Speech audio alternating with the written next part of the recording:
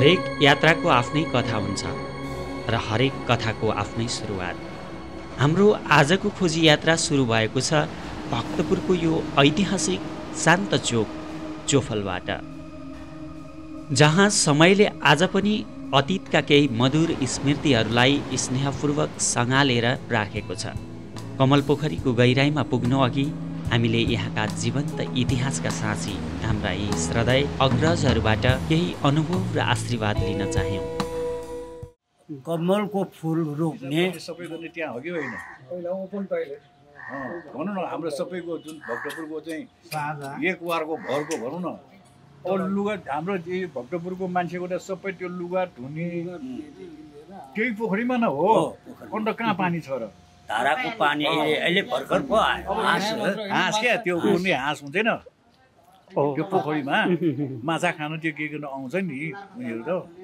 अनि त्यो चाहिँ के छ भने हामीले चाहिँ तिनीहरूले मालले चाहिँ गुलीले हान्ने, हातले चाहिँ यो गुलले हाने, अनि तिनीहरूले चाहिँ त्यसो पोखरीमा धेरै ढुङ्गा हान्ने, ढुङ्गा हुन्छ भने त्यो पोखरीको त्यो मङ्गल भन्ने मान्छेले हामीले भन्यो रानी एक दिनको एकपल्ट नुहाउने हुनाले टोला रानी भनेर चाहिँ कमलको पातमा चढेरै त्यो टोला रानी भने दिनमा एकचोटि स्नान गर्न जाने उहाँको चाहिँ हामीले सुनिरहेको थियो।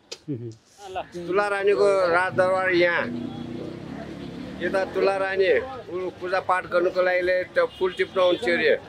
त्यहाँबाट त्यो जनताहरू चाहिँ सुना चाँदी गहना लाएर आउँदाखेरि रानीले म पनि एकचोटि अब सुना चाँदी लाएर हिँड्छु भन्दाखेरि राजाले भन्यो कि तपाईँ त्यतिको सुन चाँदी हो त सुन चाँदी लाएर जानु परेर भन्दाखेरि उहाँले मन नमानेर सुन चाँदी लाएर जाँदाखेरि त्यो पाटबाट टेकेर धासेर गएको अरे। ल यति इटा ल छोटो भनेको। उहाँबाट अरूको आशीर्वाद र अतीतका केही रहस्यमय सङ्केतहरूलाई हृदयमा लिएर अब हाम्रो पाइला लम्किरहेको छ भक्तपुरको त्यो ऐतिहासिक धरोहर कमल पोखरीतिर, जहाँ पानीका तरङ्गहरूमा सायद आज पनि एक रानीको रहस्य लुकेर बसेको छ।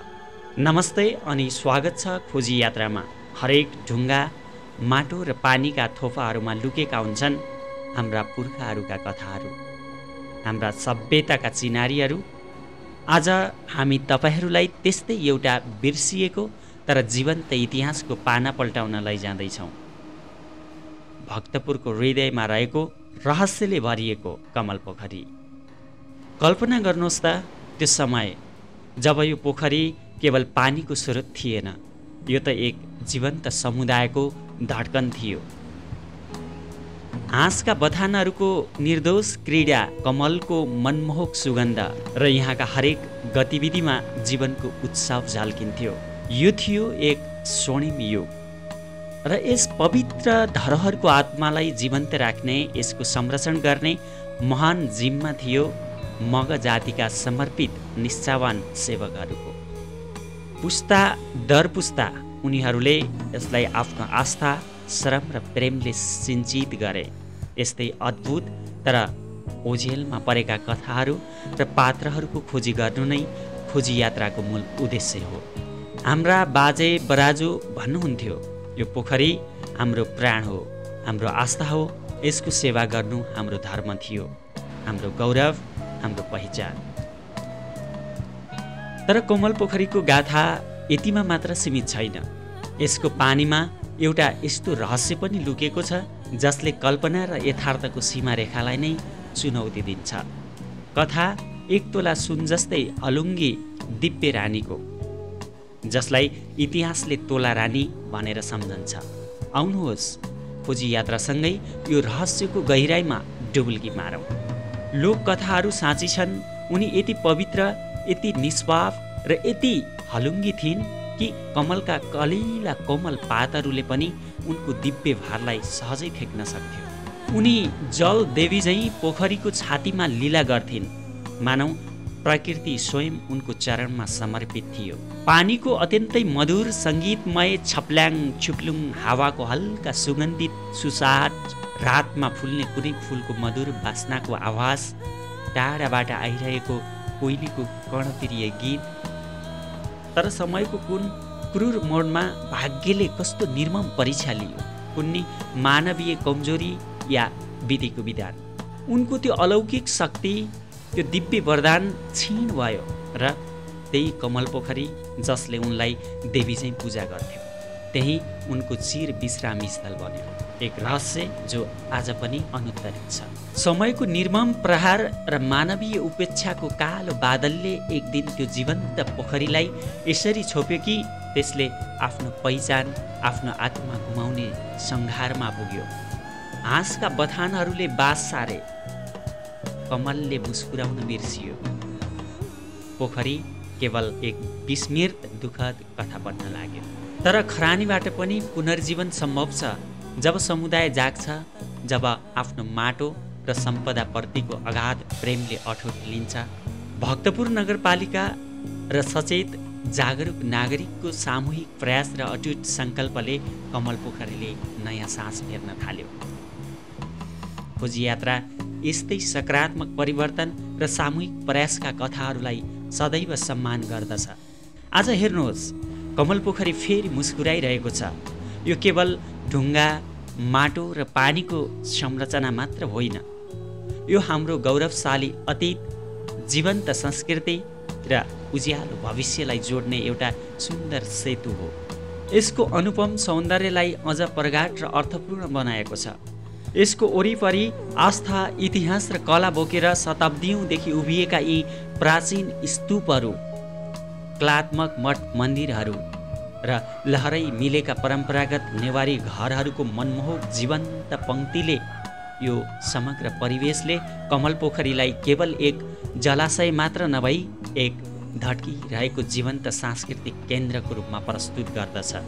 पुनर्निर्माणपछि यो पोखरी केवल ऐतिहासिक स्थल मात्र रहेन, यो त सहरहरूको कोलाहल र तनावबाट थकित आत्माहरूको लागि एक शान्त, पवित्र आश्रय, प्रियजनसँग भेटघाट गर्ने आत्मीय चौतारी र पिपलको शीतल छहारीमा बसेर जीवनको थकान मेटाउने एक प्रिय गन्तव्य बनेको छ। यस्ता पुनर्जीवित सम्पदा र तिनले छरेको खुसीको खोजी गर्नु नै खोजी यात्राको अभिप्राय हो।